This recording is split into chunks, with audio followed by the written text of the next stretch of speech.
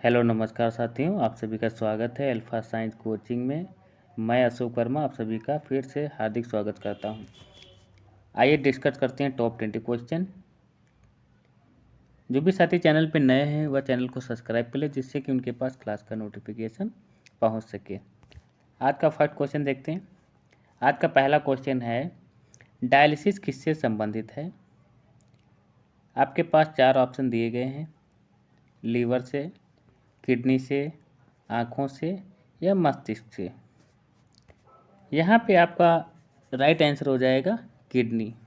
Okay, dialysis क्या है? एक प्रकार की प्रोसेस है जिसमें क्या होता है, जब किडनी हमारी डैमेज हो जाती है, किडनी ख़राब हो जाती हैं, तो जो हमारे शरीर का जो ब्लड होता है वह इस डायलिसिस मशीन के द्वारा क्या किया जाता है, फ़िल्टर करके हमारे शरीर से ब्लड को निकाल करके इस मशीन में क्या किया जाता है, फ़िल्टर किया जाता है। जो काम किडनी करती है वही काम जो है डायलिसिस प्रोसेस में किया जाता है। ओके, और फिल्टर करने के बाद जब ब्लड शुद्ध हो जाता है तो उसको पुनः जो है हमारे शरीर में एंटर कर दिया जाता है। ओके, तो ये डायलिसिस समझ में आ गया होगा। बात करते हैं यहाँ पे और ऑप्शन आपके, जैसे लीवर। लीवर के बारे में बात करते हैं।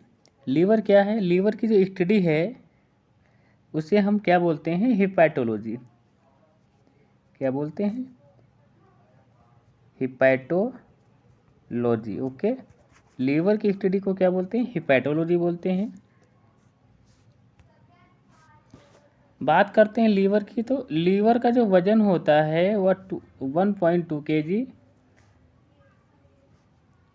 ओके, लीवर क्या करता है? लीवर जो हमारे शरीर में जो अमोनिया होती है उसको किस में कन्वर्ट कर देता है? उसको यूरिया में बदलने का काम करता है। और लीवर के बारे में जान लेते हैं।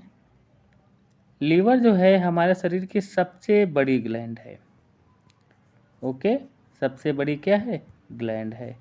तो यहाँ पे आपको कुछ पॉइंट ध्यान रखना है लीवर के बारे में। लीवर की स्टडी को क्या कहेंगे?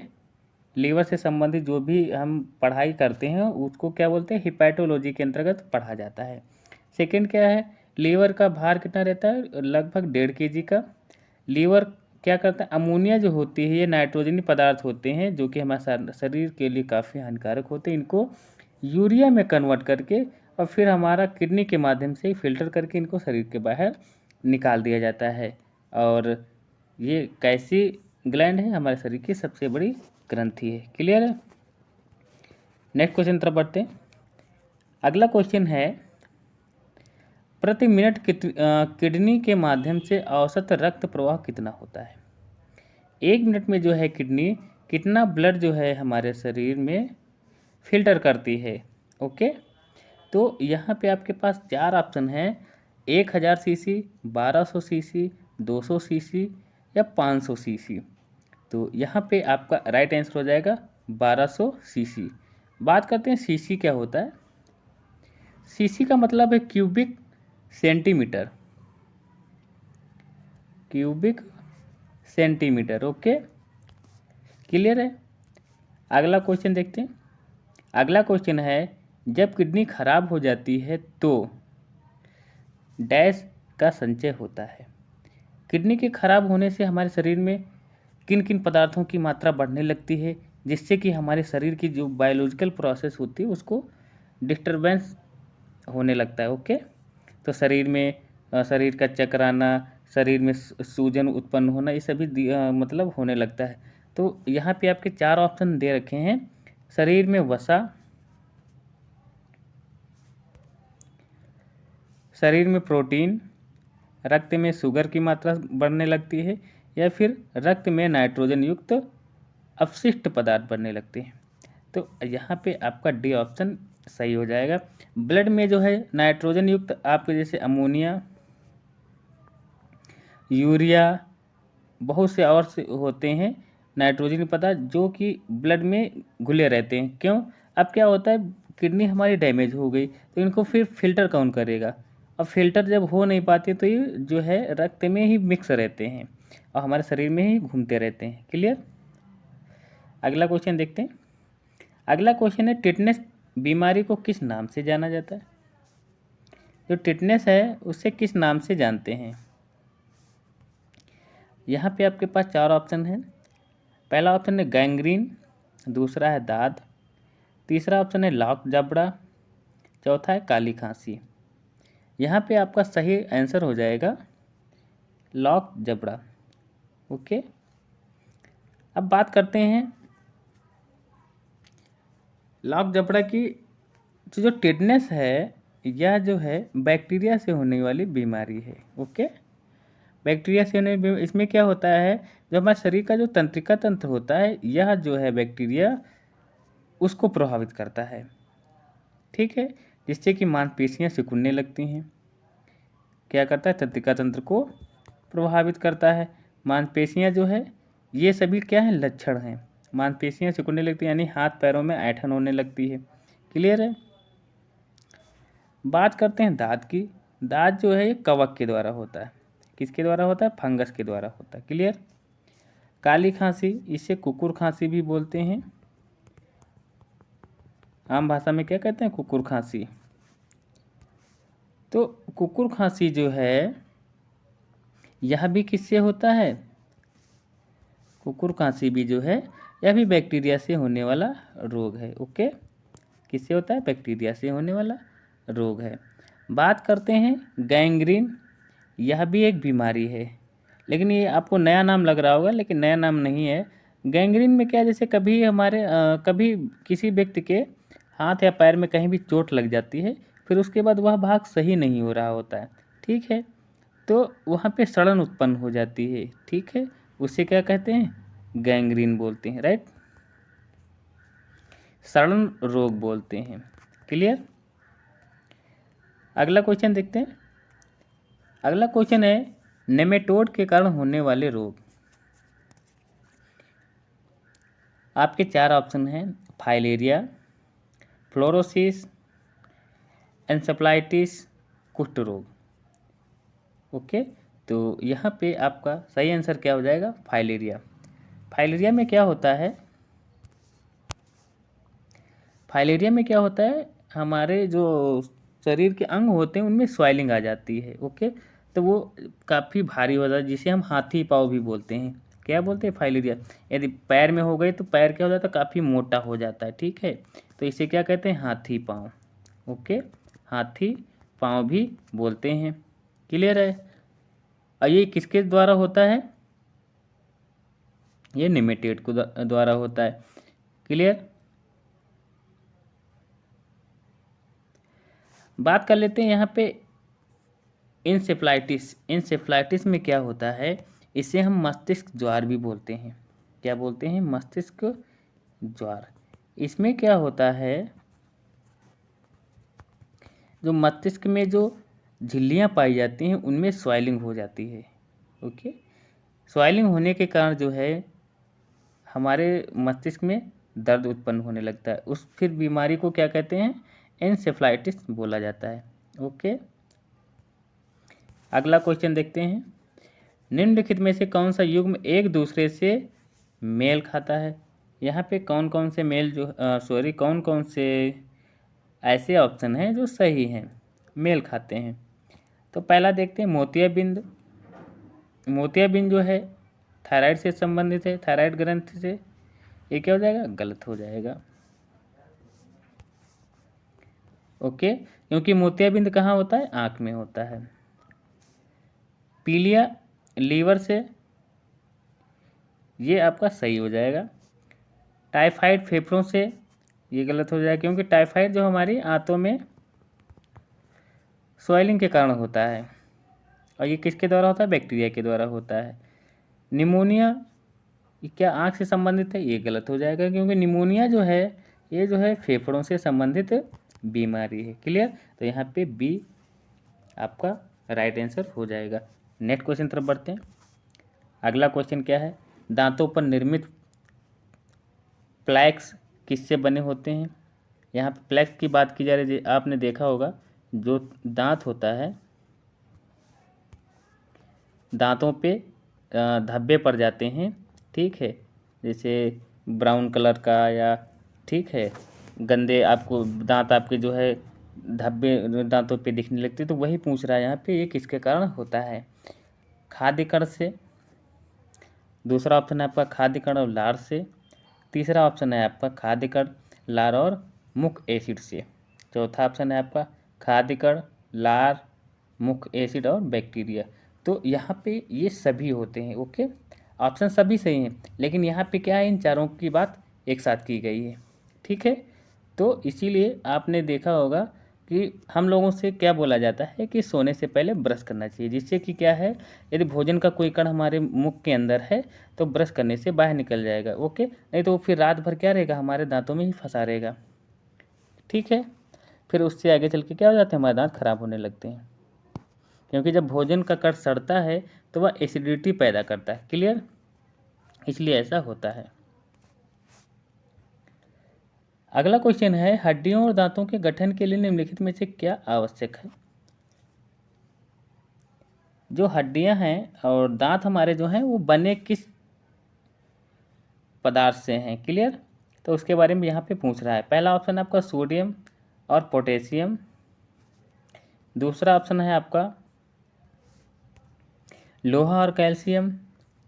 थर्ड ऑप्शन है सोडियम और कैल्शियम। फोर्थ ऑप्शन है कैल्शियम और फास्फोरस। तो यहाँ पे आपका D option is the right answer हो जाएगा। ओके, कैल्शियम और फास्फोरस से जो है हमारे दांत और हड्डियाँ बनी होती हैं। आपको बता दें, दांतों के ऊपर एक इनेमिल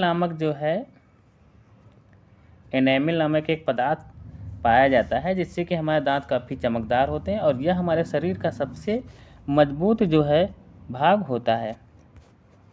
अगला क्वेश्चन देखते हैं, मनुष्यों में सामान्य तौर पर निम्नलिखित में से किस भाग में शुक्राणु अंडाकार को निषेचित करता है? यहाँ पे आपके पास चार ऑप्शन दे रखे हैं, गर्भाशय ग्रीवा, फैलोपियन ट्यूब, गर्भाशय का निचला हिस्सा, गर्भाशय का ऊपरी हिस्सा। बात करते हैं यहाँ पे, पहले समझ लेते हैं, फिर उसके बाद ऑप्शन अपना चेक कर लेंगे। ठीक है, क्या है,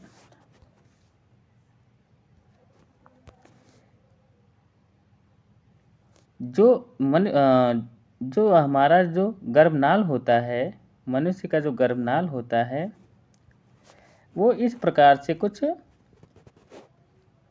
होता है। ओके, यहाँ पे वेंट्स लगी होती, क्या होता है, ये इस वेजाइनल पोर के द्वारा जो है ये शुक्राणु जो है इसमें इंटर करता है। ओके, शुक्राणु इंटर करता है, यहाँ से क्या बनता है, ओम बनता है। ओम बन के कहाँ पे आता है, ये फैलोपियन ट्यूब में आता है। इधर से शुक्राणु फैलोपियन ट्यूब में आकर के यहाँ पे क्या करता है, निषेचन करता है। ओके, इतना समझ में आपके आ गया होगा। तो यहाँ पे आपका राइट आंसर हो जाएगा फैलोपियन ट्यूब। अगला क्वेश्चन, परमाणु रिएक्टर का आविष्कार किसने किया?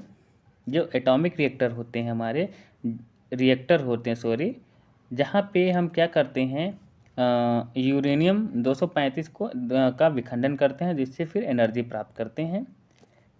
तो इसको सब फर्स्ट टाइम किसने इसकी खोज की, आविष्कार किया? आपके पास चार ऑप्शन है, Enrico Fermi, Adolphe Gaston, Eugene Fick, Sandford Fleming, Benoit Fourneyron. तो यहाँ पे आपका सही आंसर हो जाएगा Enrico Fermi. Okay, option A is the right answer, sorry, option A is the right answer. Clear है, यहाँ पे बात कर लेते हैं साइनफोर्ड फ्लेमिंग की। इन्होंने जो है टाइम जोन के बारे में सबसे पहले बताया था। ओके, जो हमारे वर्ड का जो टाइमिंग जो है उसके बारे में इन्होंने बताया था। क्लियर है, अगला क्वेश्चन देखते हैं। अगला क्वेश्चन का क्या कहता है, निम्नलिखित में से कार के बारे में कौन सा कथन गलत है? आपके पास चार ऑप्शन है, यदि विस्थापन शून्य है तो कार्य शून्य है। दूसरा है, किया गया कार्य नकारात्मक हो सकता है। तीसरा ऑप्शन है, यह एक वेक्टर मात्रा है, इसकी यूनिट जूल है। यहाँ पे समझ लेते हैं, तो यहाँ पे आपका राइट आंसर क्या हो जाएगा, यह एक वेक्टर मात्रा है। ये क्या, ये गलत है। ओके, बाकी सभी आपके सही हैं। क्यों? क्योंकि यदि विस्थापन शून्य है तो कार्य भी क्या होगा, शून्य होगा। क्योंकि कार्य का फार्मूला क्या होता है, कार्य बराबर होता है बल गुणे विस्थापन। ओके, बल गुणे विस्थापन। यदि विस्थापन को हम जीरो ले लेंगे तो ये फोर्स बल क्या हो जाएगा, जीरो हो जाएगा, और कार्य क्या हो जाएगा, वो ये भी जीरो हो जाएगा। ठीक, क्लियर है? तो पहला ऑप्शन आपका सही है। दूसरा क्या कहता है, किया गया कार्य नकारात्मक हो सकता है, यस, ये भी ऑप्शन आपका सही है। अब कार्य नकारात्मक कैसे होगा, क्या करते आप यहाँ पे समझ लीजिए। जैसे मान लीजिए कोई बॉल जो है, इस बॉल को क्या कर रहे हैं आप, इस बॉल को आप ऊपर की तरफ उछाल रहे हो, तो इस बॉल को पृथ्वी क्या कर रही है, नीचे की तरफ खींच रही है। ओके, तो नीचे की तरफ खींच रहे तो कौन सा बल लग रहा है, गुरुत्वाकर्षण बल लग रहा है। नीचे कौन सा बल लग रहा है, नीचे की तरफ खींच रहे यानी कि गुरुत्वाकर्षण बल लग रहा है। तो बल किधर लग रहा है, बल लग रहा है अपोजिट डायरेक्शन में, और बाल किधर जा रही है, ऊपर की तरफ जा रही है। बाल का विस्थापन किधर की तरफ हो रहा है, ऊपर की तरफ हो रहा है। यानी कि दोनों क्या है, एक दूसरे के अपोजिट काम कर रहे हैं। जब भी काम अपोजिट डायरेक्शन में होता है बल और विस्थापन के, तो वहाँ पे कैसा काम होगा, नकारात्मक काम होगा। क्लियर है, समझ में आ गया होगा। यूनिट की बात करते हैं तो कार्य का मात्रा क्या होता है, जूल। ओके, ये भी आपका सही है। बट यह एक वेक्टर क्वांटिटी नहीं है। क्यों? क्योंकि इसमें क्या है, कोई दिशा की बात नहीं की जा रही है। ओके, कार्य किस डायरेक्शन में हो रहा है, ऐसा कुछ नहीं होता। जो कार्य जो है वह कैसी राशि है, आपकी स्केलर क्वांटिटी है। ओके, वेक्टर क्वांटिटी नहीं है, स्केलर क्वांटिटी है, यानी कि अदिश राशि है। क्लियर है? तो यहाँ पे चारों ऑप्शन आपके क्लियर हो गए होंगे। बढ़ते हैं नेक्स्ट क्वेश्चन तरफ। अगला क्वेश्चन देखते हैं। यदि पृथ्वी की त्रिज्या घटती है और उसका द्रव्यमान समान रहता है तो गुरुत्वाकर्षण के कारण त्वरण का मूल्य डैश होगा। आपके पास चार ऑप्शन हैं, कम हो जाएगा, बढ़ जाएगा, समान रहेगा, या शून्य हो जाएगा। क्लियर है? यहाँ पे देख लेते हैं। तो यहाँ पे पहले समझ लीजिए आप, जो गुरुत्वाकर्षण वेग जो होता है आपका, उसका फार्मूला क्या होता है, या गुरुत्वीय त्वरण जो होता है उसका फार्मूला क्या होता है, उसका फार्मूला होता है G इक्वल टू गुरुत्वाकर्षण बल, ग्रेविटेशनल फोर्स इसको, इनटू पृथ्वी का द्रव्यमान अपॉन पृथ्वी की रेडियस का स्क्वायर। ओके, ये इसका फार्मूला होता है। अब आप यहाँ पे देख पा रहे होंगे, जो आपका गुरुत्वीय त्वरण है या गुरुत्वीय वेग है, वो किसका, वो व्युत्क्रमानुपाती है रेडियस के। तो इससे आप सिंपल सा लर्न कर सकते हैं। अब यहाँ पे क्या है, यदि त्रिज्या किसकी, पृथ्वी की, यदि त्रिज्या को हम क्या करते हैं, घटाएंगे, तो गुरुत्वीय त्वरण का मान क्या होगा, बढ़ेगा। क्योंकि ये एक दूसरे के व्युत्क्रमानुपाती, ये बढ़ेगा तो ये घटेगा, यदि ये बढ़ेगा तो ये घटेगा। ओके, इतना तो समझ में आ रहा होगा। यदि हम त्रिज्या को क्या करते हैं, बढ़ाते हैं, तो गुरुत्वीय त्वरण का मान, जो जी का मान जो है यहाँ पे, वो क्या हो जाएगा, घट जाएगा। क्लियर? यहाँ पे त्रिज्या की बात की जा रही है, तो गुरुत्वाकर्षण के कारण त्वरण का जो मान है क्या होगा, बढ़ जाएगा। राइट? यहाँ पे आपका बी आंसर क्या हो जाएगा, B option is the right answer. Clear है? नेक्स्ट क्वेश्चन तरफ बढ़ते हैं। अगला क्वेश्चन है, सभी कार्बनिक यौगिकों का मूल तत्व क्या है। जितने भी हमारे कार्बनिक यौगिक होते हैं उनका, उसमें कार्बन होता ही होता है। ठीक, 99% क्या होता है, कार्बन होता है, इसीलिए उन्हें क्या कहते हैं, कार्बनिक यौगिक कहा जाता है। यहाँ पे C is the right answer. Next question तरफ बढ़ते हैं। अगला क्वेश्चन क्या है, नीला थोथा क्या है। चार ऑप्शन आपके पास है, copper sulphate, calcium sulphate, iron sulphate, sodium sulphate. तो नीला थोथा, इसे क्या बोलते हैं, ब्लू विट्रॉयल भी बोला जाता है। नीले थोथे को क्या बोलते हैं, कभी कभी पेपर में डायरेक्ट ऐसे ही लिख के आता है कि ब्लू विट्रॉयल क्या है, उसको उसको हिंदी में लिख के देंगे कि ब्लू विट्रॉयल क्या है। विट्रॉयल, ओके, ब्लू विट्रॉयल, या इसे नीला तोता बोलते हैं। इसके फार्मूले की बात करते हैं। इसका फार्मूला क्या होता है? कॉपर सल्फेट के कितने अणु होते हैं? ये पानी के साथ 5 इसके अणु होते हैं, ठीक। ये इसका फार्मूला है CH4 × 5H2O, राइट। तो यहाँ पे आपका राइट आंसर क्या हो जाएगा? Copper sulphate. नेक्स्ट क्वेश्चन तरफ बढ़ते हैं। फ्लोरोसेंट ट्यूब में सामान्य रूप से इस्तेमाल किए जाने वाला पदार्थ है। जो हमारी ट्यूबलाइट होती है उसमें कौन सा पदार्थ भरा जाता है? आपके पास ऑप्शन है सोडियम ऑक्साइड और आर्गन, सोडियम वाष्प और नियान, मरकरी वाष्प और आर्गन मरकरी ऑक्साइड और नियान।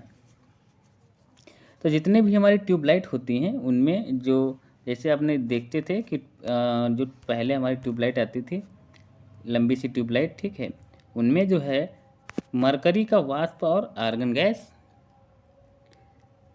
भरी होती थी। क्लियर है? अगला क्वेश्चन देखते हैं। नेक्स्ट क्वेश्चन है, निम्नलिखित में से क्या कांच को एक नीला रंग प्रदान करता है? यहाँ पे 4 आपके पास यौगिकों के नाम दिए गए हैं। इनमें से ऐसा कौन है जो कांच को नीला रंग देता है? पहला है कोबाल्ट ऑक्साइड, दूसरा है कॉपर ऑक्साइड, थर्ड है आपका आयरन ऑक्साइड, फोर्थ है आपका निकेल ऑक्साइड।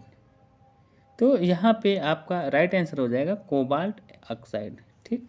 जो कोबाल्ट ऑक्साइड क्या करता है? ये कांच को नीला रंग देने में, सही है, कांच को नीला रंग देता है। क्लियर? नेक्स्ट क्वेश्चन तरफ बढ़ते हैं। अगला क्वेश्चन है वे संसाधन जो लगातार वर्ष दर वर्ष उपयोग किए जा सकते हैं उन्हें क्या कहा जाता है? आपके पास 4 ऑप्शन है। पहला है जैविक, दूसरा है अजैविक, तीसरा है गैर नवीनकरणीय, चौथा है नवीकरणीय। तो यहाँ पे आपका सही आंसर हो जाएगा नवीकरणीय। ओके, तो जिसे हम बार बार यूज कर सकें उससे हम नवीकरणीय बोलते हैं, रिन्यूएबल बोलते हैं। जैसे आपका सोलर एनर्जी है, ये जो है इसे हम बार बार यूज कर सकते हैं। पवन ऊर्जा है, ठीक है, ये सब ऐसे ये तो हम एनर्जी की बात करें, यहाँ पे संसाधन की बात की जा रही है, ठीक है। तो आप सिंपल से समझिए, जो भी संसाधन जिसे हम बार बार यूज कर सकें, ठीक है, उन्हें हम क्या कहते हैं? नवीकरणीय कहते हैं। अब गैर नवीकरणीय की बात कर लें, यहाँ पे जैसे आपका कोयला हुआ, ठीक है, आपका पेट्रोलियम हुआ, आपकी जो गैसेस होती हैं सभी, ये सभी कैसे? गैर नवीकरणीय। यदि एक बार ये समाप्त हो गए फिर इनको बनाना या इनका दोबारा यूज़ करना काफ़ी मुश्किल रहता है, क्योंकि ये इनको बनने में जो है लाखों वर्ष या करोड़ों वर्ष लगते हैं। क्लियर है? अगला क्वेश्चन देखते हैं। आजकल पीले लैंप अक्सर स्ट्रीट लाइट के रूप में उपयोग किए जाते हैं। इन लैंप में क्या इस्तेमाल किया जाता है? आपने देखा होगा शादियों बारातों में या फिर किसी चौराहे पर देखा होगा, जो स्ट्रीट लाइट लगी होती हैं उसमें क्या भरा होता है? सभी लोगों ने अधिकतर देखा होगा, और जिसके कारण उनका उस स्ट्रीट लाइट का जो है प्रकाश कैसा रहता है? हल्का पीले रंग का रहता है, ठीक। ओके, तो इसमें कौन सा जो है पदार्थ भरा रहता है? तो बात करते हैं, यहाँ पे 4 ऑप्शन आपके पास है, सोडियम, नियान, हाइड्रोजन, नाइट्रोजन। तो यहाँ पे आपका राइट आंसर हो जाएगा सोडियम, जो है इसमें भरा जाता है। इन्हें सोडियम लैंप भी बोलते हैं। क्या बोलते हैं? सोडियम लैंप भी बोलते हैं। ओके, सोडियम लैंप भी इन्हें बोला जाता है। क्यों? क्योंकि इसके अंदर क्या भरा होता है? सोडियम भरा रहता है। अगला क्वेश्चन देखते हैं। निम्नलिखित में से किस मिश्र धातु में कॉपर का अधिकतम प्रतिशत होता है? यहाँ पे आपके पास 4 ऑप्शन दिए गए हैं आपको। ओके, तो 4 ऑप्शन आपके पास हैं। पहला है कांसा, ऐसे कांस भी बोलते हैं, कांसा हो गया, दूसरा है पीतल, फिर अगला कोई आपका ऑप्शन है जर्मन सिल्वर, फिर है डेल्टा धातु। तो कॉपर का सबसे ज़्यादा जो परसेंटेज जो है वह पीतल में होता है। किस में होता है? वह सबसे ज़्यादा पीतल में होता है। तो यहाँ पे बी ऑप्शन आपका सही हो जाएगा। अब बात कर लेते हैं कांसे की। कांसा जो है वह किससे, कांसा भी क्या है, एक मिश्र धातु, पीतल भी मिश्र धातु, ये सभी मिश्र धातु ही यहाँ पे आपको दे रखी हैं। तो कांसा जो है वह टिन और तांबा का क्या है, ये मिश्र रूप है। ओके, कांसा जो है टिन और तांबा से मिलके बना होता है। बात करते हैं पीतल की। तो पीतल जो है यह तांबा प्लस जिंक से मिलके बना होता है। क्लियर है? नेक्स्ट है आपका जर्मन सिल्वर। जर्मन सिल्वर में ध्यान रखना, जर्मन सिल्वर में क्या है, नाम पे मत जाना, क्योंकि यहाँ पे जर्मन सिल्वर में सिल्वर नहीं होती है। अधिकतर कभी कभी क्वेश्चन आ जाता है पेपर में कि जर्मन सिल्वर किन किन तत्वों से मिलके बना हुआ है, तो वहाँ पे सिल्वर भी ऑप्शन दिया होगा आपका। ठीक है, लेकिन ये आपको ध्यान रखना है, जर्मन सिल्वर में सिल्वर नहीं होती। जर्मन सिल्वर में क्या क्या होता है, जर्मन सिल्वर में आपके पास कॉपर, जिंक और आपका निकेल। ओके, तो ये जो है जर्मन सिल्वर का संगठन रहता है। ठीक, इनसे जो है ये सभी मिश्र धातुएं मिलके बनी हुई हैं। क्लियर है? अगला क्वेश्चन देखते हैं। सिरका और बेकिंग सोडा मिलकर डैश बनाते हैं।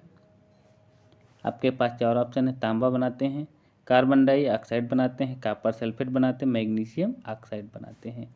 तो सिरका और बेकिंग सोडा ये दोनों जो है मिल करके क्या बनाते हैं, कार्बन डाइऑक्साइड बनाते हैं। क्लियर? यहाँ पे अब देख लेते हैं क्या ये कैसे फिर बनाते हैं। ओके, तो क्या होता है, जो आपका सिरका जो रहता है उसका फार्मूला होता है CH3COOH, इससे हम एसिटिक एसिड भी बोलते हैं। ये जब क्रिया करेगा किसके साथ, सोडियम, बेकिंग सोडा जो होता है वो सोडियम बाइकार्बोनेट को हम क्या बोलते हैं, बेकिंग सोडा बोलते हैं। और ये जब दोनों आपस में रिएक्शन करते हैं तो क्या होता है, आपका सोडियम एसीटेट बनता है, CH3COONA यानी कि सोडियम। ओके, तो CH3COONA यानी कि सोडियम क्या बन गया, ये आपका सोडियम एसीटेट बनता है। क्या बनता है ये, मैं नाम बोल रहा हूँ, ठीक है, आप समझ जाइएगा। ये क्या बनता है, सोडियम एसीटेट बनता है, प्लस क्या बनता है, कार्बन डाइऑक्साइड बनती है, प्लस जल बनता है। ठीक, तो ये क्या है, ये इसका रिएक्शन है। क्लियर है?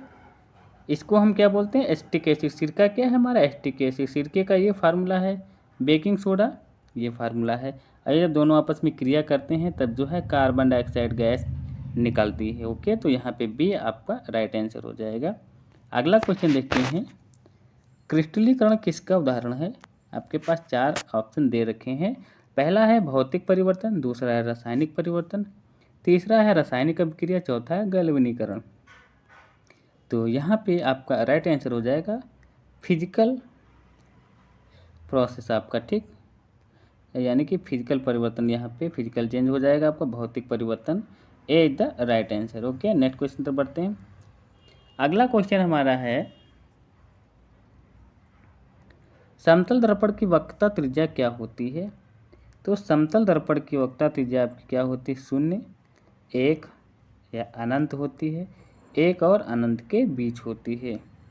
तो समतल दर्पण की वक्रता क्या होती है, वक्रता त्रिज्या अनंत होती है। ठीक, ये आपको क्लास 10th में NCERT में आपने पढ़ा होगा। ओके, वहाँ पे सभी प्रकार के दर्पण और लेंस के बारे में अच्छे से विस्तार से बताया गया है। तो यहाँ पे आपका राइट आंसर हो जाएगा अनंत, इन्फिनिटी।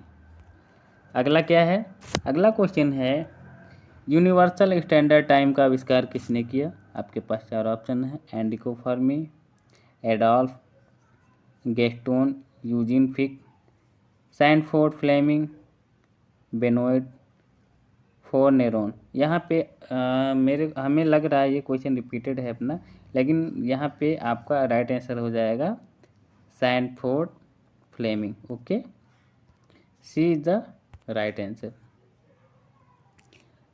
आज का लास्ट क्वेश्चन देखते हैं। लास्ट क्वेश्चन क्या है? सीमेंस में कौन सी भौतिक मात्रा मापी जाती है? यहाँ पे आपके 4 ऑप्शन है। इलेक्ट्रिक क्षमता, विद्युत चालन, चुंबकीय प्रवाह, अपवर्तक सूचकांक। आपका सही आंसर क्या हो जाएगा? विद्युत चालन। ओके, तो बी आपका सही उत्तर हो जाएगा। तो इस प्रकार इस क्लास को यहीं पे समाप्त करते हैं, और ये आपके टॉप 25 क्वेश्चन हमने डिस्कस किए। ठीक है,